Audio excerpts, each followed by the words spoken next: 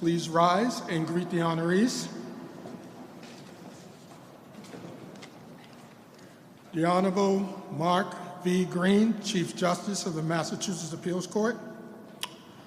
Brett Digham, Clinical Professor of Law, Emerita, Columbia Law School. Honorable Andrea Joy Campbell, Attorney General of the Commonwealth. Her Honor, Lieutenant Governor Kim Driscoll, Commonwealth of the Massachusetts. Her Excellency, Governor Maura Healey, Commonwealth of Massachusetts. Honorable Robert E. Toone, Jr., Associate Justice, Massachusetts Appeals Court.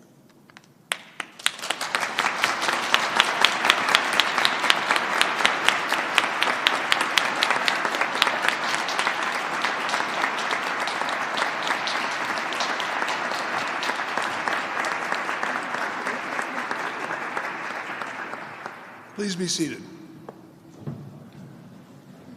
Well, good afternoon and welcome everyone. What a great day this is. We are here, of course, to celebrate the appointment of Justice Robin Toone to the Appeals Court, but I cannot help but recognize that despite the arrival of several new judges in the past several years, this is the first celebration of this type in more than 6 years.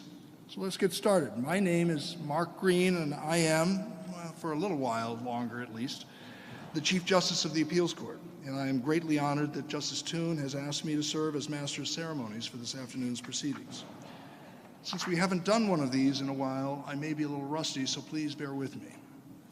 Let me start off with the fairly safe part by identifying the speakers who join me here in the front. Beginning on the left and continuing to the right, we have Lieutenant Governor Kim Driscoll, Her Excellency Governor Maura Healey, our honoree Robin Toone, Professor Brett Digham of Columbia Law School, and the Attorney General of the Commonwealth, Andrea Campbell.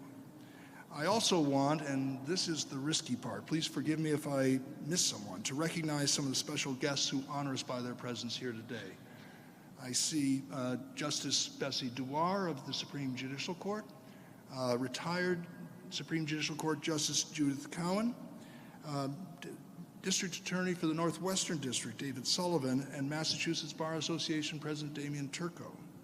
And I also welcome the many of my other current and former colleagues from the Appeals Court and trial judges who are here with us in attendance. Of course, none of this would be possible without the hard work of the many people who participated in the selection and screening process that led to Justice Toone's appointment.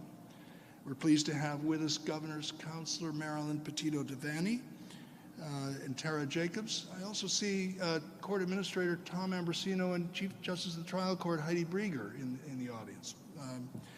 We are joined by Paige Scott Reed, the Governor's Chief Legal Counsel, along with Jesse Badu, Adam Hornstein, Derek Hesselheim, Gregory Schmidt of her office, Judicial Nominating Commission Vice Chair Mark Fleming, and JNC Commissioner Jerry D'Ambrosio.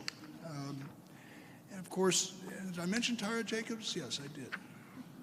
Of course, all of you are here today. You are here by reason of your friendship with and support of Justice Toone over the years. Welcome, everyone. Our first speaker is someone who has served as an important teacher and mentor to Justice Toone. Though she most recently taught at Columbia Law School, for today's purposes, it is important to know that she taught at Yale Law School from 1992 to 2010, and while there led the Prison Legal Services, Complex Federal Litigation, and Supreme Court Advocacy Clinics. She has taught and supervised students working on issues related to poverty and HIV, landlord-tenant conflicts, and immigration. It is easy to see how Professor Brett Digham was an influential figure during Justice Toone's earliest and most formative years of legal study in his understanding of what a career in the law can be. Professor Digham.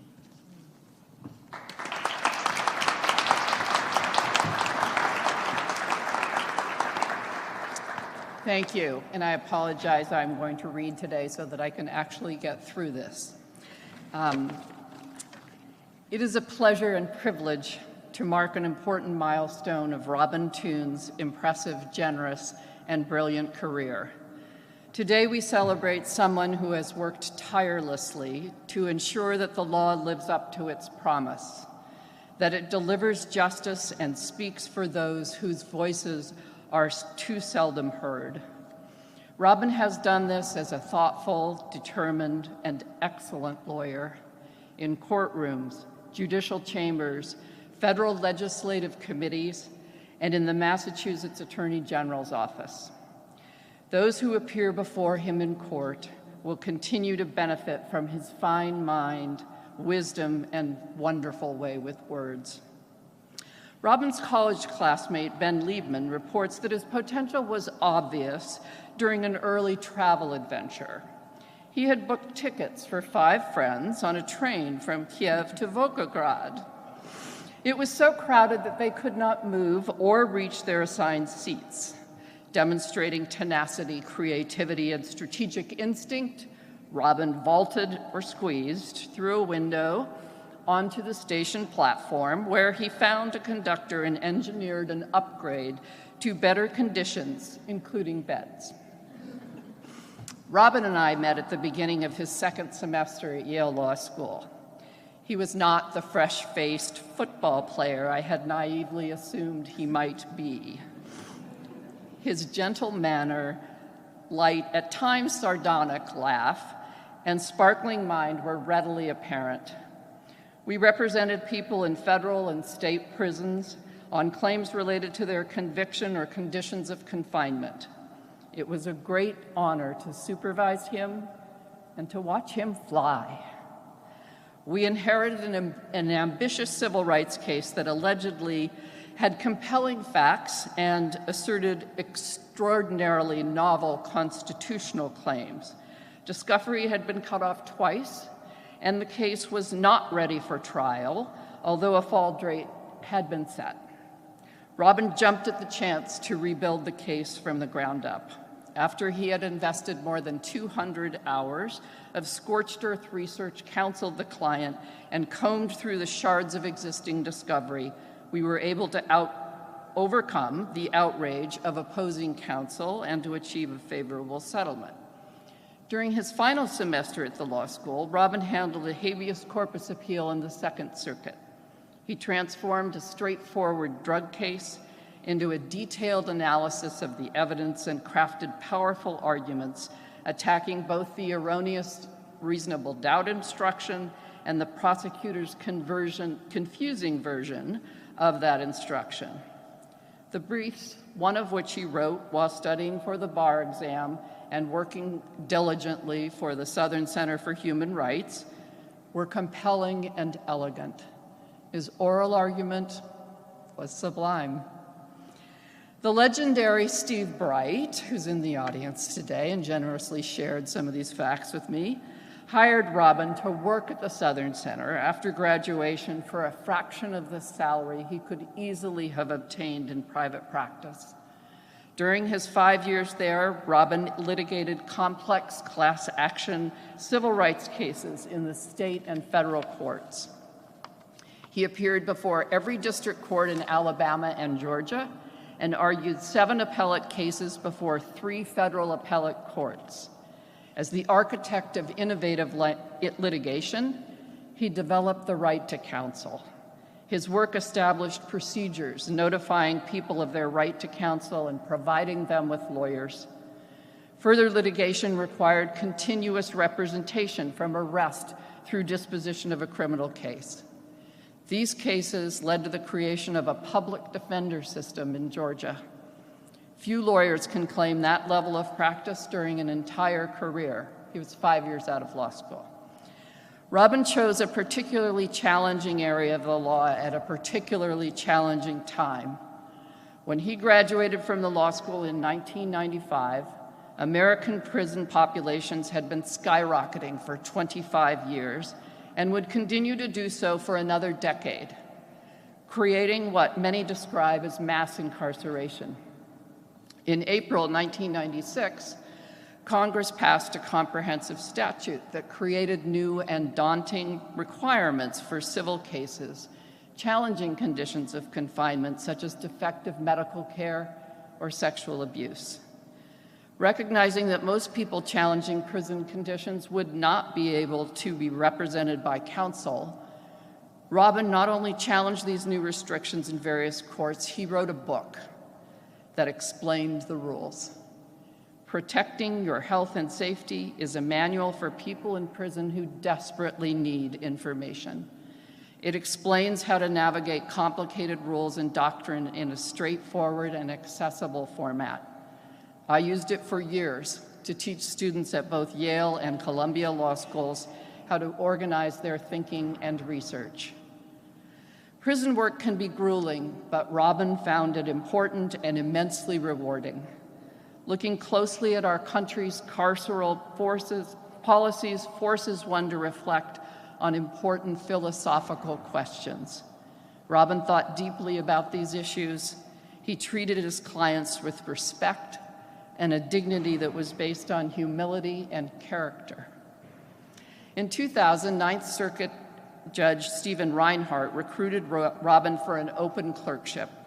Well known for the bravery and detailed analysis of his decisions, Judge Reinhart was exceptionally demanding of his clerks. He knew who he had with Robin and leaned on him heavily. His next position was counsel to the Senate Judiciary Committee, chaired by Senator Edward Kennedy, where he provided legal and policy advice on issues ranging from crime to oversight of executive branch agencies. He also developed strategy on important legislation, including the long-awaited Prison Rape Elimination Act. A person with these qualities rarely develops them alone. Robin's parents and family clearly laid the foundation by developing the brain, discipline, commitment, character, and integrity that he brings to every project. During his time with Senator Kennedy, Robin married his wonderful life partner, Dr. Hayden Ashby Hushkamp. A professor of healthcare policy and prolific researcher at Harvard Medical School, Hayden is also a force for good. While earning awards for excellent teaching, she focuses her research on issues that are central to our well-being. Together, they have raised and learned swiftness from two vibrant and successful young women, Mariah and Findlay. That alone would have been enough. Others will speak about Robin's contributions in the state of Massachusetts. To round out his career in this historic birthplace of revolution and learning is most appropriate. We all look forward to continuing to follow and celebrate what has been a magical and wondrous career. Thank you.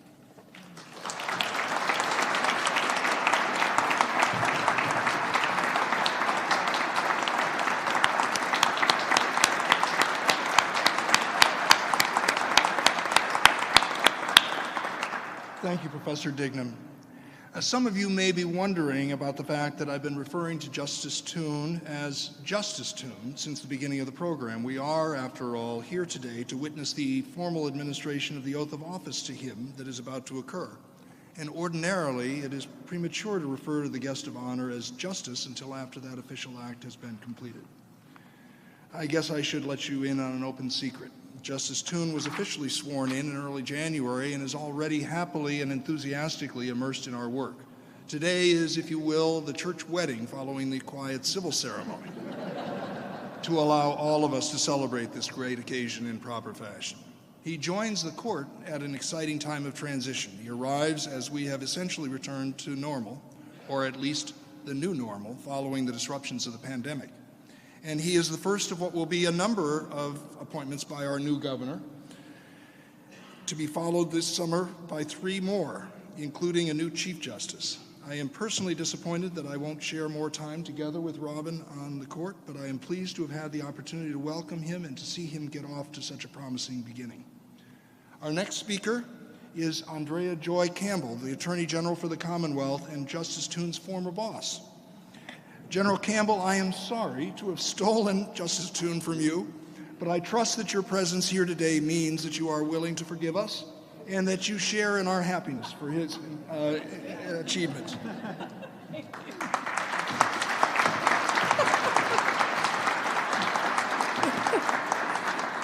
Thank you, Chief Justice, and for your leadership. I was saying, that's good, that's good. And it's not you're stealing them. It's the governor over here. And I'm telling her, stop stealing our people. And Professor, it's delighted to meet you, and thank you, of course, for being here and just for all of your words. I'm also delighted to, of course, be here with our governor and lieutenant governor, other elected officials, including members of the Governor's Council. Thank you for your leadership as well. It is truly an honor. I'm delighted to be here, although I said to Robin when we were doing a farewell in the office that I was sad, of course, to see him leave.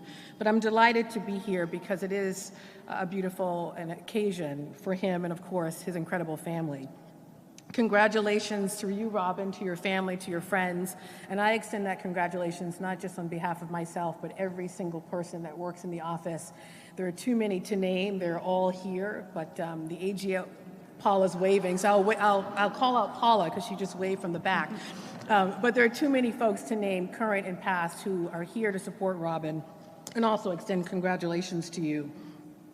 As an Associate Justice of the Massachusetts Appeals Court, Robin, of course, will utilize his sound judgment, his deep knowledge of state law to consider and decide an incredible range of criminal and civil cases.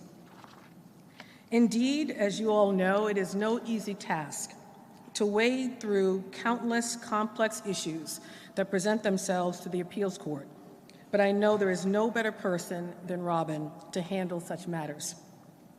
As you all know, Justice Toone, Robin, was confirmed unanimously by the Governor's Council.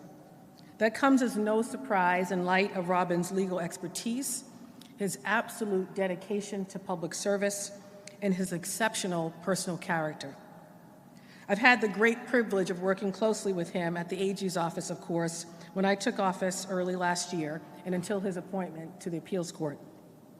During that year and for the 8 years that preceded it, Robin served as the chief of the AG's Government Bureau, where he oversaw nearly 60 attorneys general, working across 5 different divisions of the office. The Bureau represents the Commonwealth in civil litigation, often relating to the scope of government authority and the propriety of government decision-making. These are indeed weighty matters. They require thoughtfulness and an understanding of precedent, and not just judicial precedent. They require someone who knows the importance that government plays, but also that government appear to the public and to the courts as taking consistent and considered legal positions. Robin was excellent in considering and crafting those positions. He also was a talented advocate before the SJC and the court in which he now, of course, serves, as well as the First Circuit.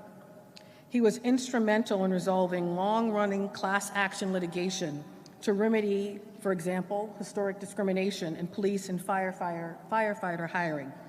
He successfully clarified that domestic workers, including au pairs, are subject to Commonwealth's wage and hour laws. Those are just some of the matters that he worked on that are, of course, of great significance to the Commonwealth and to its residents. Just as importantly, Robin was a wonderful colleague, an esteemed and respected member of the AG's office, inspiring others through his grace and collaborative leadership style, and most importantly, probably what I've heard the most, his willingness to take time to mentor younger lawyers and staff so they too could be successful. I know that Robin will bring these skills to the bench, where he will certainly thrive in his new role with his colleagues. He will deliver thoughtful and well-reasoned appellate decisions, and I have no doubt he will remain committed to equal justice under the law. And frankly, that's what his career has been about. He's been an advocate, as some of you, and frankly, I guess all of you know now, at the Southern Center for Human Rights, counsel, of course, to Senator Kennedy on the Senate Judiciary Committee.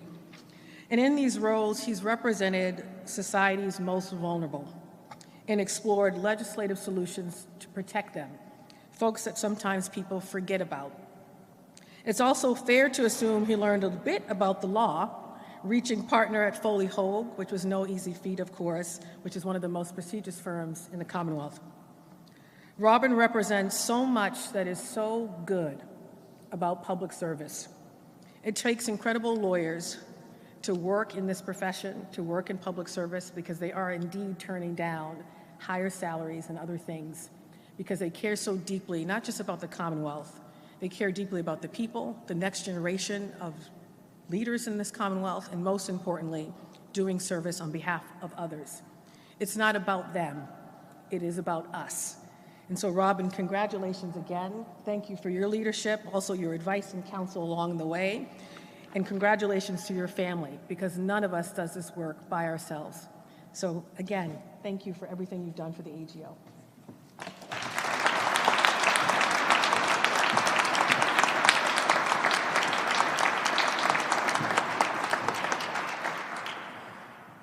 Earlier in the program, I recognized some of the many public officials and dignitaries who are with us today. I'm pleased now to introduce some extra special guests.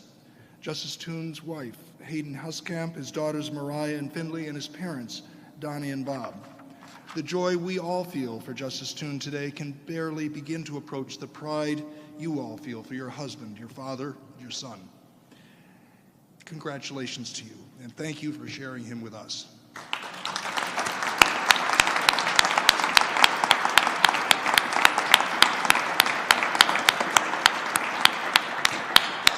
Our next speaker needs no introduction, really. She is well known to all of you, but she was instrumental in the selection that brings us all together. She is a true partner to our governor in all things, and in particular in the selection of judicial candidates of the highest caliber. Ladies and gentlemen, our Lieutenant Governor, Kimberly Driscoll.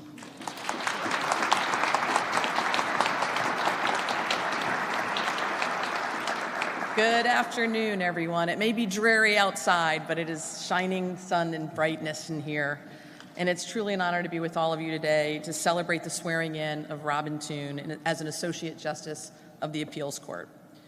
Robin's hearing was actually our first hearing for an Appeals Court nominee in this administration. And I want to thank the Governor's Council for their thoughtful work and their ongoing partnership. The witnesses at Robin's hearing left no doubt about his qualifications, and you've heard about many of them this afternoon. They described him as a brilliant legal mind, and also as a valued colleague, trusted advisor, and a caring mentor. They spoke of an attorney dedicated to the nuance and craft of the law, who also possesses a keen sense of fairness and a deep commitment to justice. We heard testimony about those qualities from throughout his distinguished career, from his early work as a civil rights attorney in the South, to his time with Senator Ted Kennedy as counsel to the Senate Judiciary Committee, to his law firm experience in Boston, and to his service in the Attorney General's office. It is clear, Robin is the type of person who will excel in the role of judge and who will advance justice in our state. His dedication to the legal craft and his zeal for public service will continue to benefit our legal community. His intellect and deep commitment to fairness will be a great boon to our Commonwealth and all the people of Massachusetts. We truly believe that we are fortunate to have him as a member of the Appeals Court. I want to thank everyone for being here to join us in celebrating his ceremonial swearing in. But most assuredly, I want to thank and recognize our governor for her wisdom in making his nomination and her example of committed, collaborative, and inspiring public service. I feel very fortunate that I get to work with you every single day. It truly is an honor and a privilege to be here as part of a team that's bringing candidates like Robin forward. Congratulations, Robin, to you and your family, and for the good work you'll do on the Commonwealth's behalf moving forward.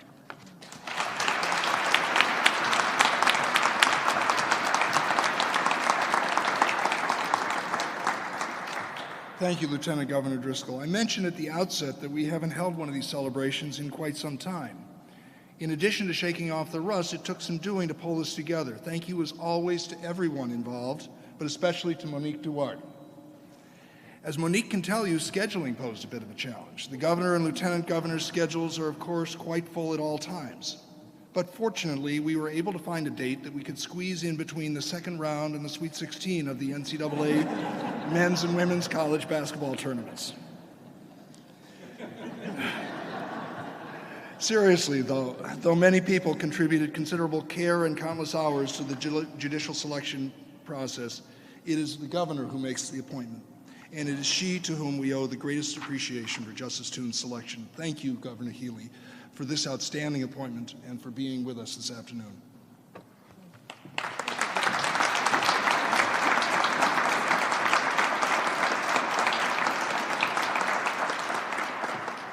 Well, thank you so much, Chief Justice Green. And thank you, I'll use this opportunity to thank you for your many years of service and leadership of the Massachusetts Appeals Court. Thank you.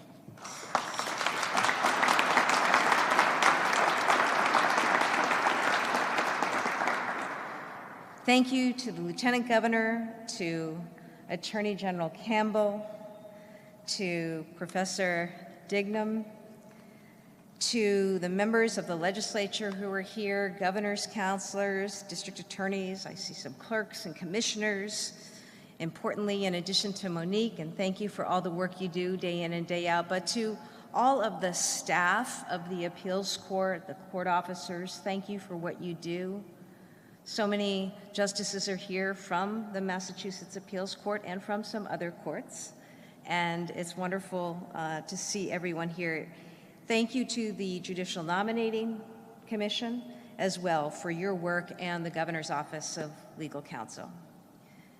I just want to take a moment to take in and appreciate the hall that we gather in. This is the John Adams Courthouse, and as somebody who practiced law for a good number of years, I have deep respect and deep regard for the work that is done every day in this building, both on behalf of litigants and also the men and women who do the work to advance justice in our Commonwealth. This is a special place. We are a special state. John Adams, the architect of American government, you see it here. He wrote the Massachusetts Constitution, the precursor to the United States Constitution. We understand, and I understand as governor, the importance of our courts and those who serve. And so it is special to be able to return to this building today for this event. It's an honor to say a few words about Robin Toone, who is our administration's first nominee to the Massachusetts Appeals Court. Throughout his distinguished career, Robin has exemplified the very best of what the legal profession can and should be. In working with so many of us who are here today, Robin has proven himself to be, he was, a thoughtful attorney. He was and remains to others I know a trusted and collaborative colleague, and always, from the time, I can't say before Yale Law School, but certainly since those days, a true champion of justice. He's an intellectual powerhouse who brings to the court 3 decades of experience practicing across civil and criminal law. He's brought an open mind and humane values to all of his endeavors. He's committed to fairness and to the rule of law. And he has demonstrated a passion for public service. These qualities make Justice Toone a great judge, one who is an asset to the appeals court and to our state. I want to thank the professor for sharing a little bit about Robin's time at Yale and the work that he did later at the Southern Center for Human Rights, the work around important issues of criminal justice and institutional reform. Many have talked about his terrific career, both his clerkships, his work with Senator Kennedy.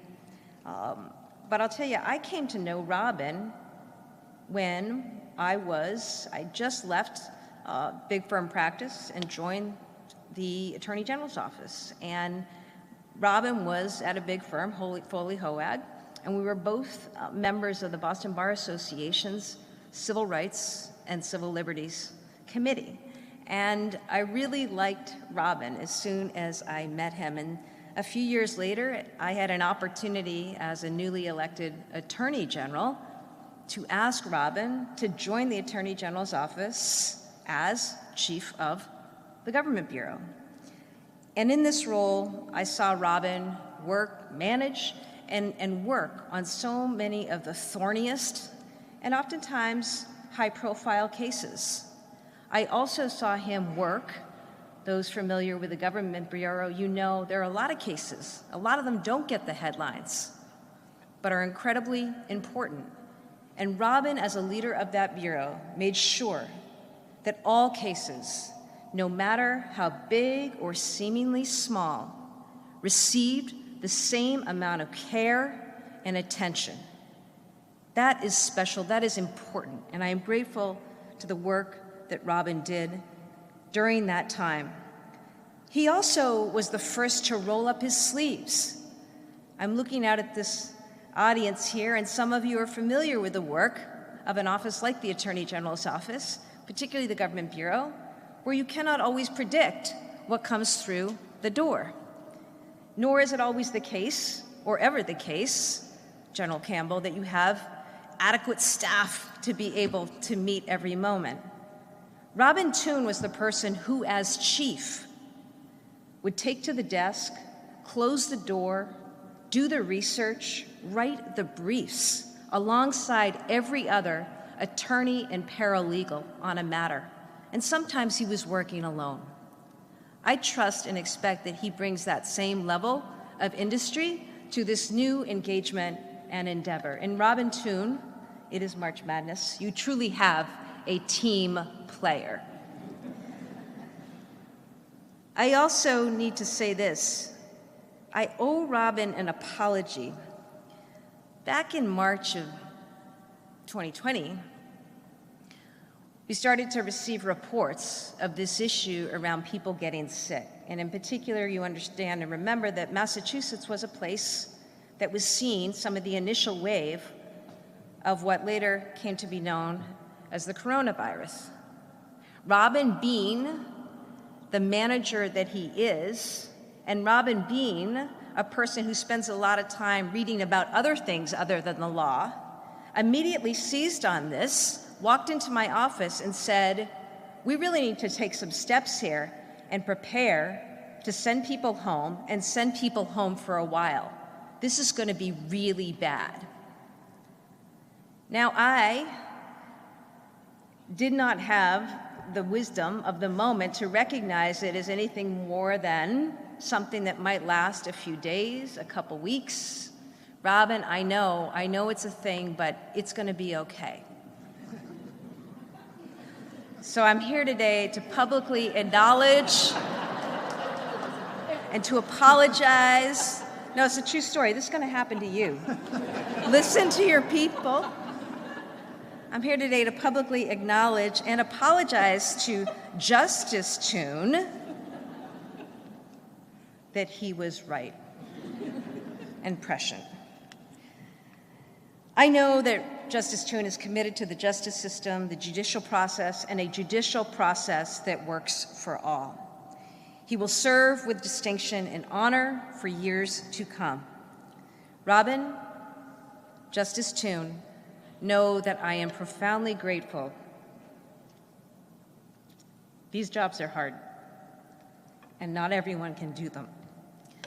And I recognize and respect that you were willing to step forward in this way when you could have availed yourself of any number of options and career paths, but that you are willing to serve in this capacity as a justice of this most esteemed court. I am humbled to have worked with you and your colleagues, peers, friends gathered here today, stand with you and support you as you continue with this important responsibility. And while he's already wearing a robe, we are nevertheless going to publicly swear in Robin Toone. Will you join me?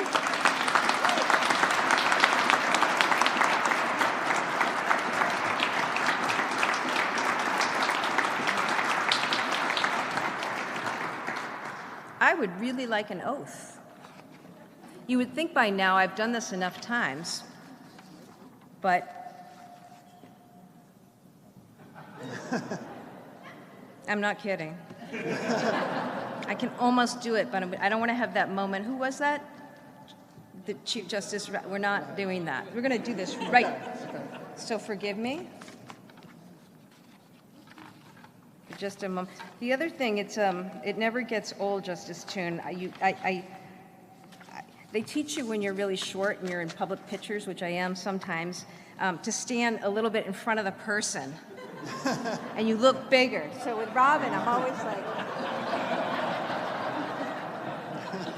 yeah, it's not a problem. It's just, it's just what it is. We got it? Oh my goodness, cheap. Thank you. Okay. We're going to do this. Yep. Okay. The 3 parts. Now, do you have the other part?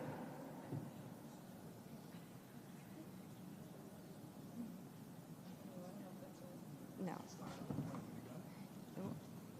You got it? No. Highlighted language. No, there's 3 parts to it. This is quite something. Maybe if somebody can go to my desk, take just this picture, send it to the LG, we'll just go from there. I actually can do it. I mean, he's already sworn in, I realize. This is from the Constitution. Yeah, that's not good.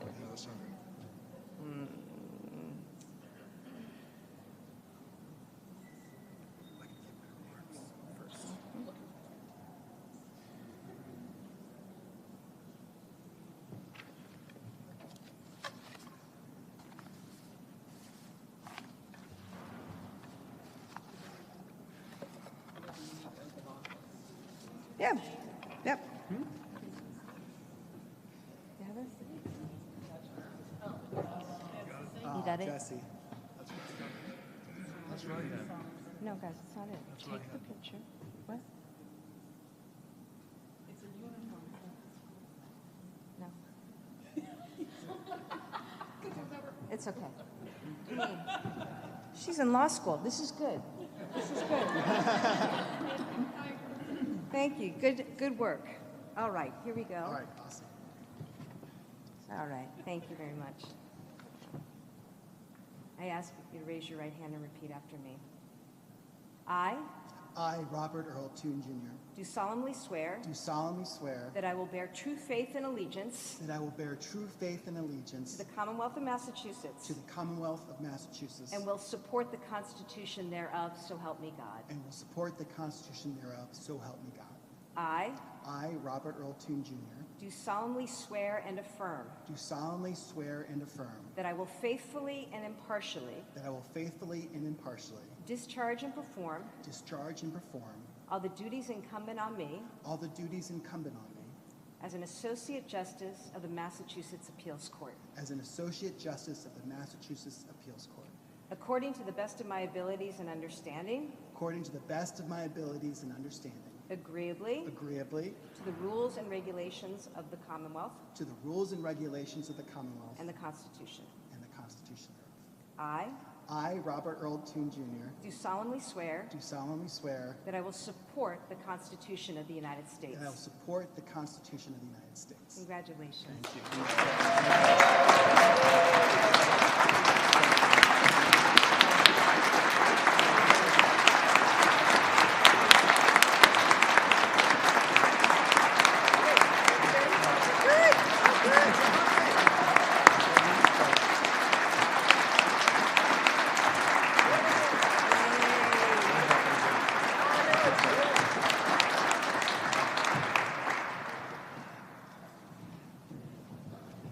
Good afternoon, everyone. Thank you so much. This is kind of an overwhelming moment. I'm so grateful that you all are here. Thank you, Governor Healey and Lieutenant Governor Driscoll, for your kind words and for nominating me to serve as an Associate Justice on the Appeals Court. Attorney General Campbell, thank you so much for being here and for your very generous remarks.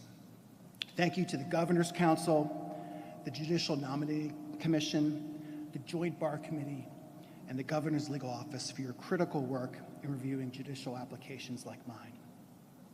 And thank you so much to Chief Justice Green for so ably hosting this event. The Chief recently announced that he's going to be retiring at the end of the summer, and I am so fortunate to have been brought into the court during his tenure because of his tremendous insight and encouragement that he's provided me from the day my nomination was announced. He also encouraged me to do this event, which initially seemed terrifying, but now that we're here, and so many of our friends, colleagues, and family are here, I'm really grateful for the opportunity to share this moment with you all. In preparing for this event, Hayden and I want to express our deep gratitude to the governor's staff, to the court staff, to the court officers, and especially to Meek Duarte, who has been just so helpful to us and reassuring throughout this whole process. We are very grateful. Thank you all to my new colleagues for warmly welcoming me to the court and for helping me to learn the ropes. I promise you all that one day I will learn the style guide. In particular, I want to thank Justice Ariane Vuno, who has been my mentor for the past 3 months and has provided wise and patient guidance at all hours and at every day as my judicial mentor, and as well as my secretary, Jeannie O'Connor, and my law clerk, Nathaniel Hovland Markowitz, who have helped me tremendously during my initial months on the job. I'm so grateful that Professor Brett Dignam is here. It's rare to have the opportunity at this stage to thank the person who set your career path in motion. They used to say of the rock band, the Velvet Underground, that they didn't sell many records, but everyone who bought one went out and started their own band. I don't know how many law students took Brett's prison clinic class at Yale, but an awful lot of them, including me, ended up being prisoner rights lawyers. That's in part because Brett was the model of the lawyer who we aspired to be. She taught us that legal representation was both a privilege and a serious responsibility, all the more so when your clients were powerless and disfavored. She taught us how to argue challenging causes in court with conviction and clarity. I still remember her telling me, speak from your diaphragm, not your throat. Above all else, Brett showed us that it was possible, even essential, to integrate humanity into how we practice law. Unlike some other law professors, there was nothing imperious about Brett. She was generous with praise, even if not fully deserved. She asked about our lives. She shared stories from her life with us. And as we entered the 3rd year of law school and began to think about what came next, Brett encouraged us to keep our focus on the most important question, not what job or clerkship was the most prestigious or paid the most, but rather, what kind of life did we want to lead? Thanks in part to the work of the Supreme Judicial Court's Standing Committee, the issue of well-being in the legal profession has received increased attention. And as I look back, I realize how lucky I am to work with generous and supportive colleagues doing work that I found challenging and meaningful. Just out of law school, I got to work with wonderful colleagues at the Southern Center for Human Rights, including Chris Johnson and Catherine Huffman, who are here today. And we all got to work with Steve Bright, who is one of the most influential and fearless advocates for the disadvantaged this country has ever known. Steve actually has a book out now called The Fear of Too Much Justice. I encourage you all to go buy a copy. I can assure you that he will not squander any proceeds on nice clothes or a fancy car. Working with Steve doing civil rights work in Alabama and Georgia and South Carolina was the privilege of a lifetime. I also had the great fortune to work for Senator Kennedy on the Judiciary Committee staff. Even though the issues I handled for him were sometimes unpopular, like prison reform or the treatment of detainees after 9/11, the senator always pushed me to do more, to see what we could get done. Here in Massachusetts, I had the privilege of working for 2 attorneys general with great integrity, compassion, and commitment to equal justice. As many of you know, I served as chief at the Government Bureau. That's the part of the office where the highest ideals of the Attorney General sometimes collide with the everyday messiness of our democratic self-government. It's a fascinating and challenging place to work, and I'm delighted to see so many of my colleagues, former colleagues here today, including my friend and successor as Bureau Chief Ann Sturman. Lastly, I want to thank my family. I've now forced my parents, Bob and Donnie Toone, to drive up from Virginia with their dogs 3 times through these events. And while they've been here, we've had them chop our firewood and fix our microwave and do other repairs around the house. They're very handy. They've always provided love and support for me throughout my life, and I'm not going to stop imposing on them now. Meeting my wife, Hayden Huskamp, changed my life. We're both transplants to Massachusetts. She grew up in Kentucky. I grew up in Pennsylvania. But as I like to point out to my daughters, they're all Commonwealths. As a health policy professor and researcher, Hayden is far more respected and accomplished in her field than I am in mine. Nevertheless, she's generously taken part in all this with only limited complaints to me, and those are half-hearted. Everyone knows Hayden knows what an amazing person she is, and I'm lucky beyond words to have her as a partner, friend, and co-parent. At the center of our lives are our daughters, Mariah and Finley. As I'm sure parents here will agree, it's a tough time to be a young person in the United States. Our daughters have faced the challenges of the pandemic, various learning disruptions, and much more with courage, idealism, and good humor. They inspire Hayden and me every day. We can't wait to see what they do in the years ahead. I have so many lasting memories from my career as a lawyer, but one day I'll always remember. I was with Senator Kennedy on the floor of the Senate in July 2004, and he gave an impassioned speech against the so-called federal marriage amendment to ban same-sex marriage. At the time, he was the only member of the Senate who affirmatively supported same-sex marriage. He announced that position on the day that the Supreme Judicial Court decided Goodridge. One of the things about the senator was that when he was fired up giving a speech, he would sometimes depart from his prepared remarks. And as an anxious staffer, you never quite knew where he was going. And it didn't always turn out well. But on this day, he looked up from his notes and started speaking movingly about John Adams, the Massachusetts Constitution, and its declaration that all people are born free and equal and have the right of enjoying and defending their lives and liberties. He talked about the role that the Massachusetts courts played in abolishing slavery in the Commonwealth. Then he talked about Goodridge and how proud he was of the justices who reached that decision. He also mentioned that most of those justices were appointed by Republican governors. I think he did that mainly to get a rise out of Senator Santorum, who was on the floor at the same time. But I was very moved and I could not have dreamed at that point that I would have the opportunity 20 years later to serve as a judge in Massachusetts myself. Our constitutional democracy is far from perfect, but at its core, it's premised on the notion that we, the people, can and should do better than we've done before, to form a more perfect union for the benefit of ourselves and our posterity. And that even from a legacy of oppression and division, we can reconstruct our nation into something fairer and more just. Today, I'm humbled by the opportunity to serve a small but important role in our system of government as an Associate Justice on the Appeals Court. With your support, I will do my very best to carry out my oath today, serve the people of the Commonwealth, and ensure equal justice under the law. Thank you all so much for being here.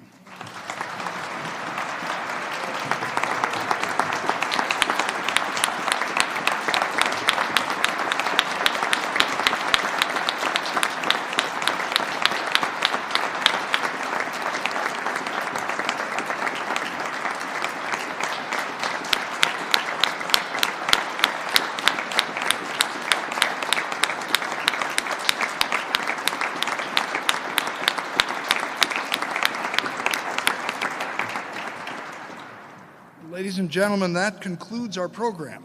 Thank you all again for joining in our celebration of this important occasion. Justice Toone now invites you all to join him and his family at a reception up these stairs.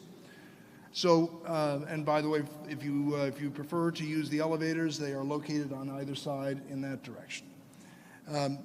As we leave the podium, please stand if you are able, remain in place during the procession, and then join us upstairs for the reception. Thank you.